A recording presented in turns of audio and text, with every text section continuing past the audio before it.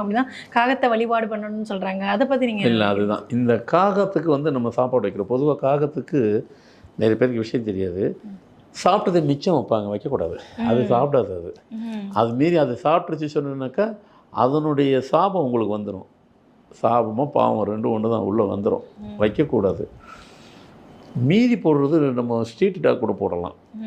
ஆனால் காகத்துக்கு வைக்கணும்னா முதல் சாப்பாடு அவங்களுக்கு தான் வைக்கணும்.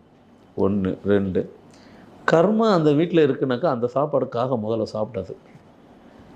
ஒரு வீட்டில் கர்ம பயன் உள்ள ஒரு ஃபேமிலி இருக்குது, யாருக்கேனும் இருக்குது. யாரும் ஒருத்தருக்கு இருந்தாலும் சரி, ஃபேமிலிக்கே இருக்குது, அது தேவையில்லை. யாருக்குன்னா ஒருத்தருக்கு இருக்குன்னா கூட அவங்க வீட்டில் அவங்க சாப்பாடு வச்சாக்கா அந்த காகம் உள்ளே வந்து சாப்பாடு எடுக்காது. நிறைய வீடுகளில் அமாவாசைக்கு வந்து படைச்சிட்டு கூப்பிட்டுக்கிட்டே இருப்பாங்க. வராத காரணம் இது வரைக்கும் வராது. அது காற்றுல கீழே அடித்து கீழே விழுந்துடும் இலையோட. இவங்க நினச்சிருக்காங்க சாப்பிட்ருக்காங்கன்ட்டு. காற்று அடிக்கும். அன்னைக்கு அமாவாசை